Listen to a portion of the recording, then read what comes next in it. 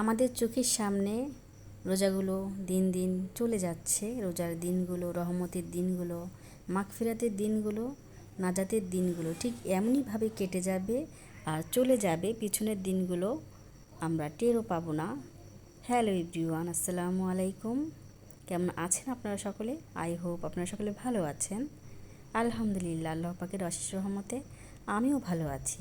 এই তো চলে আসলাম আপনাদের মাঝে আরও একটি নতুন নিউ অ্যানাদার ব্লগ ভিডিও নিয়ে। ভিডিও শুরুতেই আমি রান্না বান্না করছি। আসলে রমজানের দিন কখন যে কোনটা খেতে ইচ্ছে হয়, মাছ মাংস এগুলো খেতে কোনোটাই ভালো লাগে না। রুচি যেমন দিন দিন কমেই যায়, তো এমন হবেই।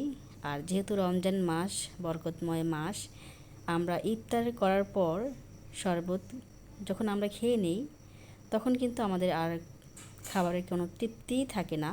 কারণ রহমতের মাস, মাগফিরাতের মাস, নাজাতের মাস, আল্লাহ পাকের এবং আল্লাহ তাআলার রহমতের মাস। এই মাসে হাজারো মুসলিমের, হাজারো মুসলমানদের গুনাহ আল্লাহ পাক মোচন করে দিবে। ঠিক আমরা আল্লাহ পাককে কীভাবে সন্তুষ্ট করতে পারবো, কিভাবে তার প্রতি যত্নশীল হতে পারবো, কিভাবে আল্লাহ পাককে ডাকলে আমাদের মনের চাওয়া পাওয়া, ইচ্ছা অনিচ্ছা সব কিছু পূরণ হবে। তো এই মাসেই কিন্তু আমরা বেশি বেশি ইবাদত বন্দিগের মাধ্যমে আল্লাহ পাককে পেতে পারি। তো এই জন্য এই মাসটিকে আমাদের সুন্দর করে, আমাদের নিজেদের মতো করে আল্লাহ পাককে সন্তুষ্ট করার জন্য আমাদের গুরুত্ব দিতে হবে বেশি। তো আমরা কিন্তু সেহরির সময় কিংবা ইফতারের সময় হলে কিন্তু আল্লাহ পাক কীভাবে যে আমরা জেগে যাই, আর আমাদের মনের ভিতরে এমন একটা ভাবনা চিন্তা আসে যে এত খাবার এত কিছু থাকার পরও কিন্তু আল্লাহ পাকের একটা ভয় আমাদের ভিতরে কাজ করে যে হ্যাঁ, আমি রোজা আছি। আল্লাহ পাক যখন সময় হবে, যখন মসজিদে আজান হবে, তখনই কিন্তু আমরা ইফতারটা করব। আর সেহরির কিন্তু একটা নির্দিষ্ট সময় থাকে। আজানের পর কিন্তু সেহরি খাওয়া হবে না। আজানের 2-1 মিনিট আগ থাকতেই কিন্তু আমাদের সেহরি খাওয়া কমপ্লিট করে নিতে হবে। তো প্রত্যেকটি মুহূর্ত, প্রত্যেকটি কিছুরই কিন্তু একটি নির্দিষ্ট সময় আছে।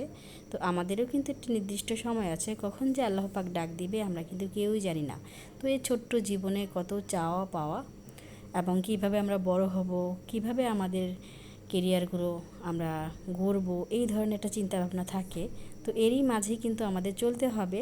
আর আমরা সামনের দিকে কিভাবে আল্লাহ পাককে সন্তুষ্ট করে সব কিছুতে সবাই মিলেমিশে এগিয়ে যাব, এটাই কিন্তু চিন্তা ভাবনা। তো ইউটিউব প্ল্যাটফর্মে আসার পর কিন্তু আমি অনেক কিছুই জেনেছি, বুঝেছি, অনেক চাওয়া পাওয়া, অনেক অচেনা মানুষও কিন্তু আমার আপন হয়ে গেছে। আর অচেনা মানুষগুলোও কিন্তু আপনের মতো হয়ে গেছে। তো একে একে পর্যায়ক্রমে ধাপে ধাপে সব কিছুই কেমন যেন একটু ভিন্ন রকম মনে হয়, যে অজানা একটা জগতে আছি যখন থেকেই আমি ইউটিউব প্ল্যাটফর্মে এসেছি। তো আমার আপু ভাইয়াদের মাঝে আমি এটাই বলতে চাই যে আমরা এখানে কেউ কাউকে ঠকিয়ে কিংবা ধোঁকা দিয়ে আমরা কিছু করতে পারবো না। সবার সাথে সবার একটা ভ্রাতৃত্ব এবং মনোমালিন্য এবং কথোপকথনের মাধ্যমে কিন্তু সব কিছু হয়ে থাকবে। তো আমরা চেষ্টা করব একে অপরের সাথে সহযোগিতা করতে, সবাই মিলেমিশে ইউটিউব প্ল্যাটফর্মে এগিয়ে যেতে। তাহলেই তো সবাই আমরা একটা পর্যায়ে, একটা লক্ষ্যে পৌঁছাতে পারবো। তো বলতে বলতে কিন্তু আমি অনেক কথাই বলে ফেলছি।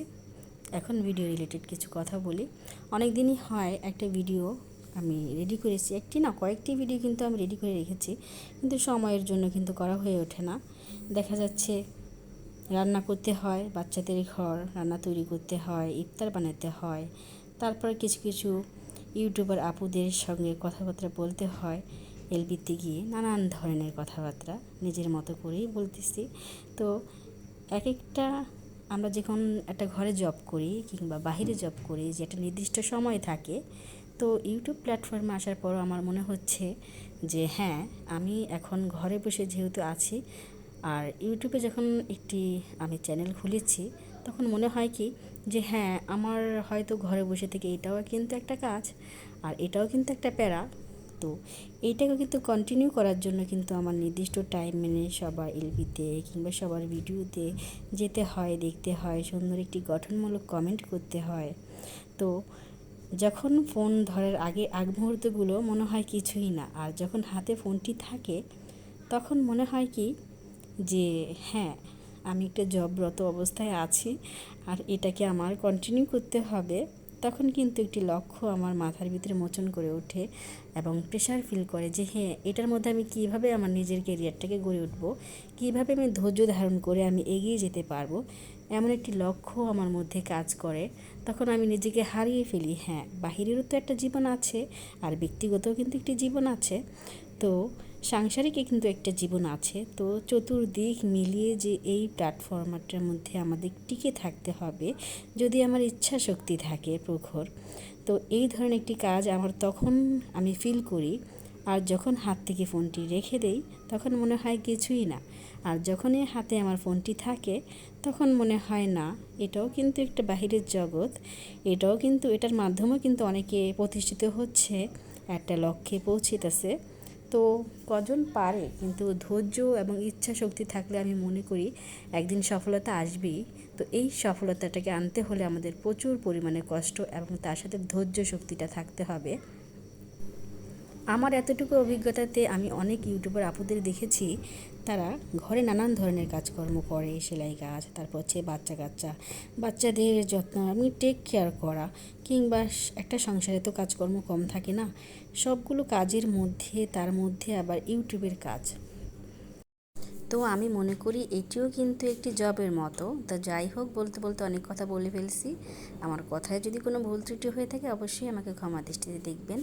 সবাইকে আসসালামু আলাইকুম, আল্লাহ হাফেজ।